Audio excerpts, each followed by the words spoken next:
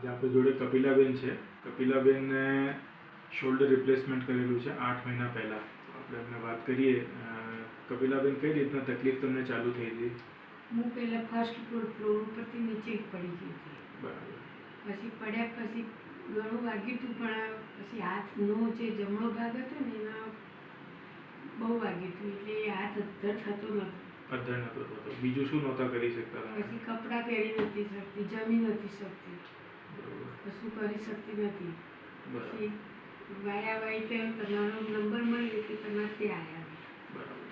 અને ત્યાં બતાવ્યા, તમારે થોડી બતાવી એટલે પછી મારું ઓપરેશન કર્યું. એટલે કપિલાબેનના અંદર સ્નાયુ ફાટી ગયા હતા, જે રોટેટર કફ કહેવાય. એ રોટેટર કફ ફાટી ગયો હતો અને રિપેર થાય એવું નહોતો, કારણ કે બહુ અંદર ડેમેજ થઈ ગયો હતો. એટલે એમને જોઈન્ટ રિપ્લેસમેન્ટ કરવાની જરૂર હતી. એટલે આખો ખભો સાંધો બદલાવાનો ઓપરેશન આપણે ડિસેમ્બરમાં કર્યું.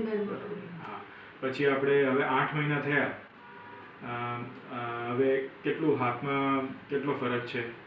મને ઘણો ફરક છે. તારે હું કપડાં જાતે પહેરી, કપડાં ધોઈ શકું છું, વાસણ ઘસી શકું, રસોઈ બનાવી શકું.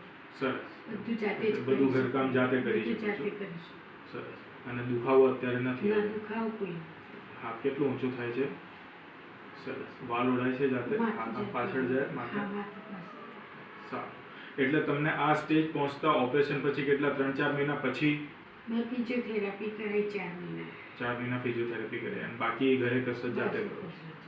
એટલા રિપ્લેસમેન્ટ પછી લગભગ નોર્મલ જેવું ફંક્શન છે કપિલાબેનના, અને કોઈ દુખાવો નથી.